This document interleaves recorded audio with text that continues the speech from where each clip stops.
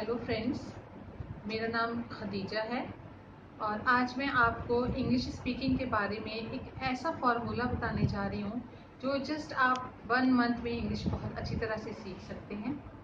और जैसे कि लोग समझते हैं कि इंग्लिश एक टफ लैंग्वेज है, ऐसा बिल्कुल भी नहीं है। इंग्लिश मैं समझती हूँ सारी लैंग्वेजेस में सबसे ज़्यादा इजी लैंग्वेज है इंग्लिश, और वो हर इंसान बहुत इजी वे में बहुत आसानी से बोल सकता है।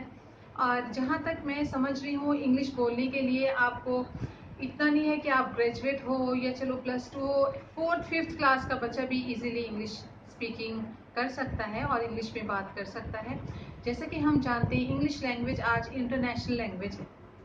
ये वो लैंग्वेज है, इंटरनेशनल मीन्स कि ये लैंग्वेज हर कंट्री में चलती है। किसी भी कंट्री में आप चले जाइए, वहाँ पर ये लैंग्वेज कॉमन होगी। आप अपनी बात को समझा सकते हैं अगर आपको इंग्लिश आती है।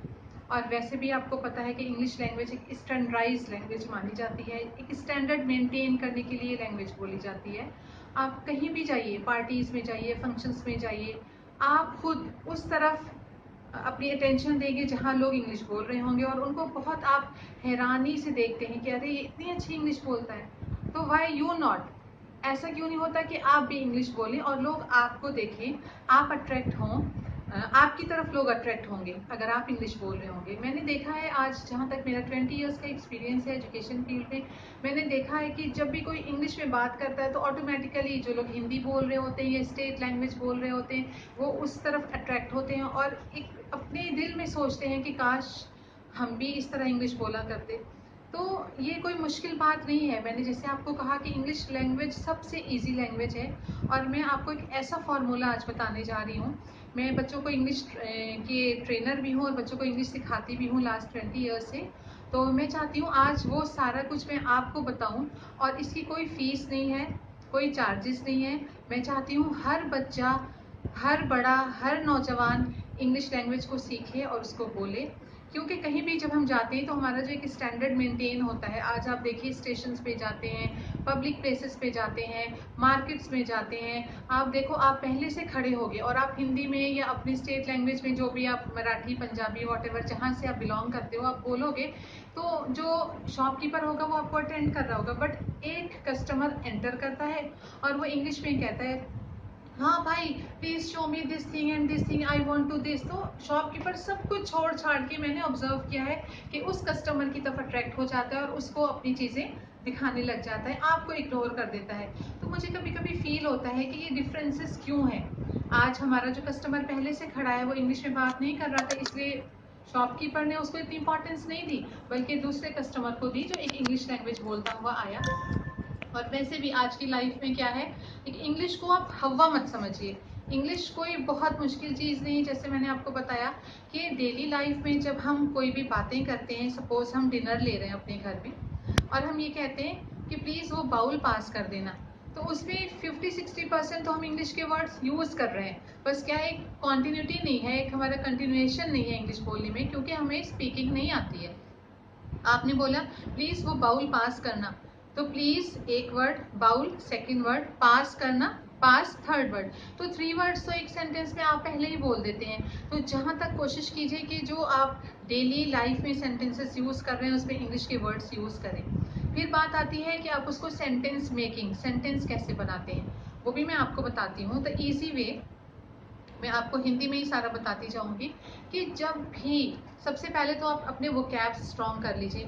मीन्स एटलीस्ट आपको 500 वर्ड्स की मीनिंग आनी चाहिए। मीन्स 500 हिंदी के वर्ड्स को इंग्लिश में क्या कहेंगे, छोटी छोटी बातें वो आपको पता होना चाहिए। वो सेकंड जब मैं आपको अपनी वीडियो बनाऊंगी और आपको सेंड करूंगी, उसमें मैं आपको वो वर्ड्स भी दूंगी जो बहुत एसेंशियल वर्ड्स होते हैं हमें इंग्लिश स्पीकिंग के लिए।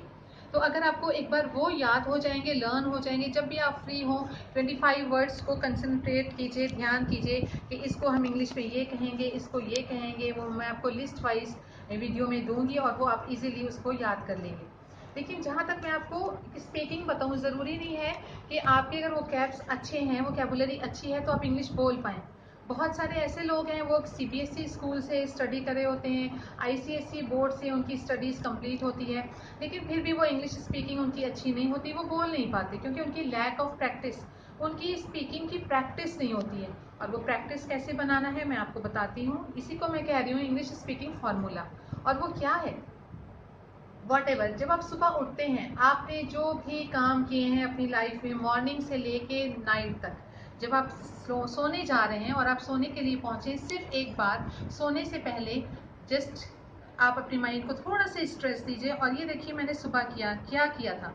डेली आप 10 डेज ये स्पीकिंग कीजिए और आप देखिएगा कि 10 डेज के बाद आपको खुद फील होगा कि आप अब कितने अच्छी इंग्लिश इंप्रूव कर रहे हैं अपने आप में। सिर्फ आपको मिरर के सामने खड़े हो जाना है, किसी के सामने नहीं, किसी के साथ नहीं बोलिए, क्योंकि अभी आप में हेजिटेशन होता है, एक झिझक होती है, आपको डर होता है कि कहीं ऐसा ना हो कि हम कुछ गलत बोल दें और दूसरा इंसान हमारा मजाक उड़ाए, है ना। आपको सिर्फ अपनी ड्रेसिंग टेबल के सामने रात में खड़े हो जाना है सोने से पहले और आपने स्टार्ट कर देना है। Today I got up early in the morning at 5:30, after that I went to the washroom, है ना। फिर उसके बाद आपने बोला है then I took bath, I came out from the washroom and I entered into the kitchen and after that I prepared a dough to make the breakfast. I prepared some chapatis and some parathas for my family, and also I prepared some vegetable to pack the lunch for my children, या जो भी है children या cousins for में। आप ये देखे जाओ और क्या क्या आपने किया वो आप लाइन वाइज सिस्टम वाइज, आपने उसमें ब्रेक नहीं देना है। ये नहीं है कि आपने शाम की बात पहले बोल दी जो काम किया और उसके बाद जो आफ्टरनून में दोपहर में काम किया वो बाद में। आप लाइन वाइज ध्यान करते जाओ आपने क्या क्या किया और आप स्टाइल के साथ मिरर के सामने बोलते जाइए। बिलीव मी कि जब मैं +1 में थी, मैं भी CBSE स्कूल की पढ़ी हुई हूँ और मेरी इंग्लिश भी अच्छी थी, ये नहीं है कि बुरी थी, बट मेरी स्पीकिंग नहीं थी। एक हमारे टीचर थे, उन्होंने हमें +1 में बताया कि आप लोग ऐसे किया करो और आप यकीन करो मैंने वो फॉलो किया और आज उसकी वजह से, सिर्फ क्योंकि मैंने उनकी वो बात सुनी और समझी, with in 20 days I felt a much confidence in me and I started to repeat the sentence, to speak the sentence what I had done in the whole day. उसके बाद जब मैंने बोलना स्टार्ट कर दिया मुझे खुद ही कॉन्फिडेंस आया अपने आप में। और उसके बाद ये सोचिए कि मैंने स्टडीज़ तो की, वॉट एवर, मैंने इकोनॉमिक्स में मास्टर्स किया, अपनी एजुकेशन कंप्लीट करी, लेकिन उनकी वो एडवाइस मुझे आज तक काम आई कि मेरा सब्जेक्ट इकोनॉमिक्स था लेकिन मैं एक इंग्लिश आइल्स ट्रेनर बन गई और बच्चों को मैं इंग्लिश स्पीकिंग का ही कोर्स करवाती हूँ। और उसके बाद बच्चे, आजकल के बच्चे मोस्टली कनाडा जाते हैं, आइल्स देते हैं और उसमें अच्छे बैंड्स लेते हैं, उनको टिप्स बताना होती हैं। और उसके बाद क्या आपके माइंड में सिर्फ नरेशन आना चाहिए, कहानी, कि फिर मैंने ये किया, फिर ये किया, फिर मैंने ऐसे किया, फिर वैसे किया, then I completed, I wash my utensils, then I cleaned my kitchen, then I came out from the kitchen and I called my children, I said you please get up early otherwise you will be late for the school। तो जितना भी आपने बोली हैं बातें अपने बच्चों से, अपने हस्बैंड से, अपने ब्रदर से, अपने पेरेंट्स से, आप ट्राई कीजिए कि वो बोलिए। वहाँ पर कोई नहीं होगा जो आपकी मिस्टेक पॉइंट आउट करेगा, वहाँ पर कोई नहीं होगा जो आपका मजाक उड़ाएगा। Just you speak 10 days in front of the mirror, then you will feel a confidence within you। आपके अंदर इतना अच्छा कॉन्फिडेंस आएगा, आप उसके बाद 2-4 दिन बाद अपने फ्रेंड्स के बीच बोलने लग जाओगे, अपने पेरेंट्स के साथ बोलने लग जाओगे और आपकी इंग्लिश इंशाल्लाह इम्प्रूव होगी। सेकेंड थिंग जो मैं आपको बताना चाहती हूँ, मैंने ये ऑब्जर्व किया है लास्ट 20 ईयर्स में कि मेरा टीचिंग एक्सपीरियंस इस एजुकेशन डिपार्टमेंट में 20 ईयर्स का है। मैंने हर तरह से बच्चों को भी पढ़ाया है, बड़ों को भी टीच किया है, लेकिन मेरा एक्सपीरियंस ये है कि जो इंग्लिश ग्रामर है ये हमें एक लिमिट में अपने माइंड में रखना चाहिए। ये एक बहुत बड़ा फैक्ट है, क्योंकि जो इंग्लिश ग्रामर पे खुद के रूल्स आपको आना चाहिए, एक बार आप उसको पढ़ लो। मेन रूल्स आपको सिर्फ याद रखना है, इज आर एम। जब आप अभी की बात बोलिए इज आर एम का यूज़ कीजिए, जब आप जो काम हो चुका था वॉज वर्क का यूज़ कीजिए, और जो काम आपने फ्यूचर में करना है, फ्यूचर के लिए आप कुछ कहना चाहते हैं तो विल एंड शैल का यूज़ कीजिए। कभी कभी मैंने देखा है जब बच्चे, जहाँ पर उनको ऑब्स्टिकल लगता है इंग्लिश स्पीकिंग में, वो क्या करते हैं, ग्रामर के रूल्स लेकर चलते हैं और वो उतने हैज़ बीन आएगा कि हैड बीन आएगा कि हैज़ बीन आएगा या सिंस आएगा, इतने रूल्स फॉलो आपने नहीं करना। जस्ट यू स्टार्ट और आप याद रखिए कि आपने प्रेजेंट की बात करना है तो इज एम आर, पास्ट की बात करना है तो वॉज वर्क, फ्यूचर की बात करना है तो विल शैल। मोस्टली आजकल हम विल ज़्यादा यूज़ करते हैं। तो सिर्फ ये 3 बातें आप याद रखिए और इंग्लिश पे को बिल्कुल स्पीड से शुरू कर दीजिए। आजकल ऐसा कहीं भी नहीं, क्योंकि स्पीकिंग एक ऐसी वो जब राइटिंग होती है उसमें आपकी ग्रामर मिस्टेक्स पॉइंट आउट होती हैं। स्पीकिंग में तो बोले और बोल कर निकल गए। कौन आपसे पूछ रहा है कि आपने कहाँ पर क्या मिस्टेक करी, फर्स्ट फॉर्म लगाई थी कि सेकंड फॉर्म लगाई थी, वर्ब की कि थर्ड फॉर्म लगाई थी। इसलिए आप ज़्यादा ध्यान मत दीजिए ग्रामर पोर्शन के ऊपर। आप जस्ट बात को अपने कंप्लीट करने की कोशिश कीजिए, बोल कर निकल जाइए। वहाँ पर कोई आपको ये पकड़ने वाला नहीं है कि आपने सेकंड फॉर्म लगाई थी कि थर्ड फॉर्म। वैसे फिर भी मैं आपको ग्रामर के रूल्स की बात बता दूं, जब भी हम पास्ट टेंस में बोलते हैं तो सेकंड फॉर्म का यूज़ करते हैं, जब हम प्रेजेंट टेंस में बोलते हैं तो फर्स्ट फॉर्म का यूज़ करते हैं, और जो काम हो चुका है प्रेजेंट परफेक्ट में तो उसमें हम वर्ब की थर्ड फॉर्म यूज़ करते हैं। ठीक है ना, कि इट हैज़ डन या दे हैव डन मीन्स कि हैज़ और हैव के साथ वर्ब की थर्ड फॉर्म यूज़ करते हैं। लेकिन फिर भी मैं आपको यही रिक्वेस्ट करूँगी कि जो ग्रामर पार्ट है ये आपकी स्पीकिंग में कभी कभी ऑब्स्टिकल बन जाता है, आपकी स्पीड को रोकता है। तो forget the rules of the grammar, just use is are am, just use was were in the past tense and use for the future only will. अगर आप इसको फॉलो करेंगे तो कभी भी आपके लिए लाइफ में इंग्लिश बोलने में कोई रुकावट नहीं आएगी, कोई ऑब्स्टिकल्स नहीं आएंगे, और इंशाल्लाह आप बहुत अच्छे से इंग्लिश बोल सकते हैं। ये आपका कॉन्फिडेंस इंक्रीज करेंगे। अगर आप बोलेंगे, सिर्फ आप अपने आप से प्रॉमिस कीजिए, लेकिन एक भी दिन ब्रेक नहीं होना चाहिए। डेली आपने रात में सोने से पहले मिरर के सामने खड़े होकर, this is the best formula to learn the English speaking, means to speak properly. In front of the mirror you have to speak what the work you have done from the morning up to the night. आपने सारी details बोल देनी है। आप 3-4 days तो आप ये बातें बोलिए, मैंने ये किया, मैंने ये किया, मैं वॉशरूम गई, मैं नहाई, उसके बाद मैं किचन में गई, उसके बाद मैंने आटा गूंदा, डो प्रिपेयर किया, उसके बाद मैंने वेजिटेबल बनाई, then I clean the my kitchen, after that I came out, then I just called my children, please get up early, I said to my child get up early otherwise you will be late। और बोलते बोलते आप पूरा जो जो आपने किया वो बोल दिया। उसके बाद आप 1 वीक के बाद ये कीजिए, सेकंड टाइम अब आपको नेक्स्ट स्टेप लेना है। वो क्या लेना है कि आपको इनमें कन्वर्सेशन ऐड करना है। सपोज पूरा दिन हो गया, पूरे होल डे में क्या होता है, जो आपके पास होल डे अपने पास किया है उसमें कोई ना कोई गेस्ट भी आपके पास आए हैं, या कभी आपके हस्बैंड या कभी आपके फादर आए, उन्होंने आपसे कोई बात कही, तो वो आप कन्वर्सेशन ऐड करेंगे उसमें। आप ऐसे बोलेंगे, at the time of evening when I was sitting in the dining room, when I was sitting in the drawing room, आप कहिए my father came into the drawing room and he said, उन्होंने कहा। अब उन्होंने क्या कहा आप उसको ऐड कीजिए। My father informed me today, do you know what happened today? When I went to the market, I saw one of the shopkeeper was telling this problem। या जो भी कुछ बात डिस्कशन आपके फादर बता रहे हैं, एक शॉपकीपर ने मुझे ये बात बताई, आज की न्यूज़ के बारे में मुझे ये इन्फॉर्मेशन दी, ये बताया, कुछ भी टॉपिक जो उन्होंने बताया हो आप वो भी उसमें ऐड करेंगे। इस तरह से क्या होगा कि आपका जो कन्वर्सेशन पार्ट होगा वो इंक्रीज होगा। अभी तक तो आप 1 वीक ये चल रहे थे, मैंने ये किया, मैंने ये किया, उसके बाद मैं नीचे आई, मैंने कपड़े वॉश किए, मैंने ड्राई के लिए डाले, फिर मैंने कपड़े उतार कर लाई, मैंने स्ट्रिंग पे डाले, जो भी है आपने काम किए वो किया। लेकिन उसके बाद आपने ऐड करना है कन्वर्सेशन। सपोज आपकी कोई फ्रेंड आई, या also I received A call of my friend at 6 o'clock. My friend was telling me that she has decided to visit some place. Also she was inviting me, and she said also you please be ready to go with me on that day, we are going and it will be very good time। कुछ भी आपकी friend ने आपको कहा है आप उसमें वो ऐड कीजिए जो आपने उसकी कॉल रिसीव करी है और उसने जो कुछ आपसे डिस्कशन किया है। तो you can add this part of the conversation of your friends which she has discussed with you।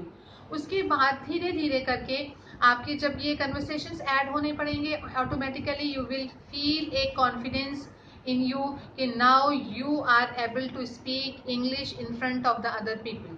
अभी तक तो आप एक सराउंडिंग में जस्ट अपने रूम में इंग्लिश बोल रहे थे, ऑटोमेटिकली आपकी टंग पर इंग्लिश के वर्ड्स आया करेंगे। और एक बात बहुत इंपॉर्टेंट जो मैंने अभी पहले भी कही है आपको, वो ये कि जब भी आप आजकल कोई भी सेंटेंस बोल रहे हैं, try to speak more and more English words.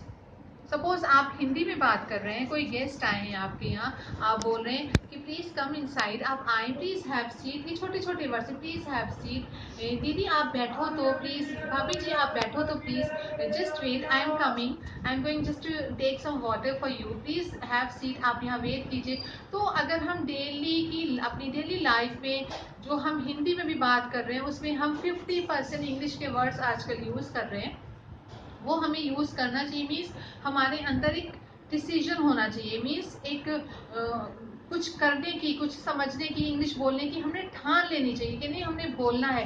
क्योंकि हमें मालूम है कि आजकल के ज़माने में इंग्लिश बोलने से ही एक हमें जो स्टैंडर्ड हमारा बनता है ना, हमारा, हमें माना जाता है कि हम एक स्टैंडर्ड फैमिली से बिलोंग करते हैं, हम एक एजुकेटेड फैमिली से बिलोंग करते हैं, तभी हम प्रूव कर सकते हैं कि जब हम इंग्लिश के वर्ड्स बोलेंगे या फिर प्रॉपर इंग्लिश बोलेंगे।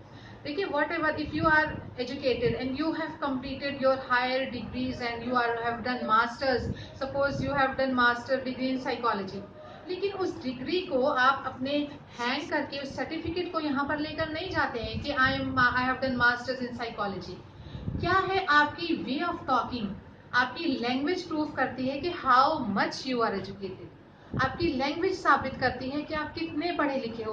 लेकिन आजकल मैंने देखा है कि जो मास्टर्स करे हुए हैं, इवन एमफिल पीएचडी कर रहे हैं, वो भी अपनी डिग्रीज अपनी फाइल में रखकर चलते हैं कहीं जॉब के लिए, लेकिन प्रूफ करना होता है हमारा वे ऑफ टॉकिंग। जब भी हम कहीं इंटरव्यू के लिए जाते हैं, कभी कभी मुझे ऐसे लगता है कि +2 बच्चा वो अपने आप को ज़्यादा प्रूफ कर सकता है कि he can speak more, he is speaking fluently in English and the employee that he will select him, वो उसको सेलेक्ट कर लेता है as compare to that person who is graduate और पोस्ट ग्रेजुएट। वो उसको सेलेक्ट नहीं करता क्योंकि उस टाइम उसकी वो डिग्रीज, उसके वो डॉक्यूमेंट्स काम नहीं आते, बल्कि उस +2 बच्चे की वो जो फ्लुएंसी है इंग्लिश में, वो जो उसका कॉन्फिडेंस है, वो उसको वो जॉब दिलवा देता है और एक अच्छी सैलरी +2 वाले बच्चे अर्न कर रहे हैं as compare to that person who are more educated, who have secured just 90%, 80% in the state boards, in the education department. They are not getting good jobs. A +2 बच्चा who is speaking fluently in English,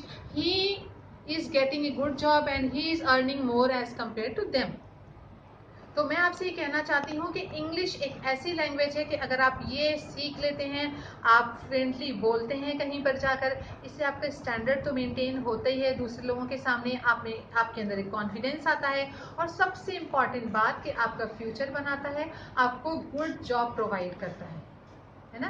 तो मैं आज की video में बस इतना ही कहना चाहती हूँ कि ज़्यादा से ज़्यादा जो मैंने एक आपको बहुत अच्छी टिप्स बताई हैं कि आप मिरर के सामने खड़े होकर, जस्ट किसी के सामने नहीं, एटलीस्ट 1 वीक या 10 डेज आप वो जो काम आपने मॉर्निंग से लेकर नाइट तक किया है वो आप बोलिए, उसको ट्राई कीजिए। अगर आपको कहीं लगता है कि आप कभी कभी स्टार्टिंग में कहीं रुकोगे, कहीं अटकोगे कि इस वर्ड की मीनिंग तो मुझे इंग्लिश में आती ही नहीं है, मैं इस वर्ड को कैसे, तो आजकल आपके पास नेट है, गूगल है, आप उसमें कहो, प्रोनाउंस करो, ये डालो कि इस वर्ड को इंग्लिश में क्या कहेंगे, you will get the answer. आप उसको माइंड में रखिए, उस वर्ड को वहाँ पर फिट कीजिए अपने सेंटेंस में और आप अपना बोलते रहिए, तो आपको कहीं प्रॉब्लम नहीं आएगी इंशाल्लाह। हम नेक्स्ट वीडियो में फिर मिलेंगे, मैं आपको ये बताऊंगी कि हमें कौन कौन से एटलीस्ट 500 वर्ड्स जो बहुत इंपॉर्टेंट है, जो हमें इंग्लिश सीखने के लिए, बहुत छोटे छोटे से वर्ड्स होंगे, बड़े स्मॉल से वर्ड्स होंगे, बहुत ईजी प्रोनाउंस कर लोगे आप लोग, तो कोई प्रॉब्लम नहीं होगी, वो इंशाल्लाह मैं आपको नेक्स्ट वीडियो में बताऊंगी। ठीक है, थैंक यू। और मैं आपको लास्ट में ये ज़रूर कहना चाहूँगी, अगर मुझे जो कुछ मैंने आपको बताया है इससे आपको फ़ायदा हो तो आप मेरी इस वीडियो को शेयर ज़रूर कीजिएगा, लाइक ज़रूर कीजिएगा, और